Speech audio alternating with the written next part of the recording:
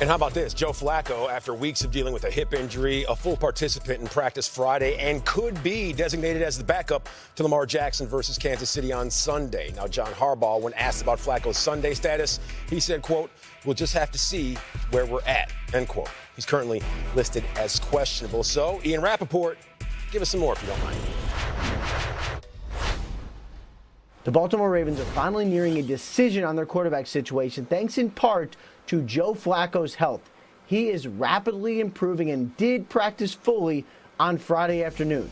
That means that after this week, they may have to make a decision who is their starting quarterback, Lamar Jackson or Joe Flacco. This week, though, it is expected once again to be the rookie Lamar Jackson, who, by the way, is undefeated in his starts. But Flacco has progressed so much from this hip injury that he is expected to be cleared and could, in fact, be active on Sunday. He might be Lamar Jackson's backup. Meanwhile, another health situation we are monitoring, Sammy Watkins is not expected to play on Sunday. He is officially listed as doubtful. He tried to test his foot in Thursday's practice, was not able to go to his satisfaction, and now the Chiefs may peel back and rest him perhaps until the playoffs, paving the way for Kelvin Benjamin, their new acquisition, to eventually see the field. Well, thank you, Ian. And decisions to be made in that quarterback room, apparently, with the Baltimore Ravens. Now, Rod, last week you told us that Joe Flacco had played his last game as a member of Baltimore, but there is that chance that he could be Jackson's backup versus Kansas City on Sunday. Do you still think his days with the Ravens are done and numbered? I do. They said decision. I don't know if there's a decision for the starting quarterback. Listen, since Lamar Jackson becomes the starting quarterback, they are 3-0. Unbelievable. They're running for over 200 yards.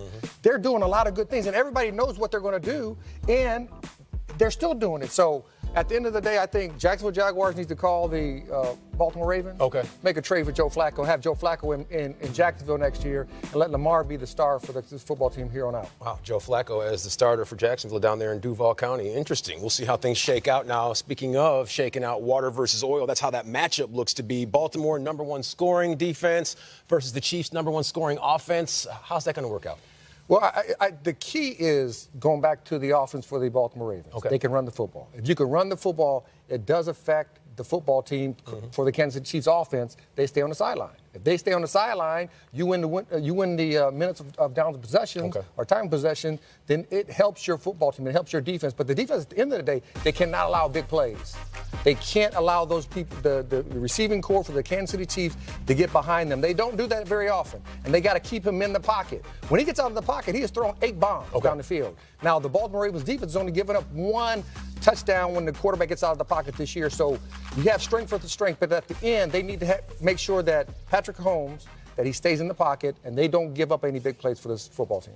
One of the 8th best games ever since the merger, since 1970. Just the 8th meeting between a number one versus a number one in Week 14 or later. So this one going to be worth the price of admission.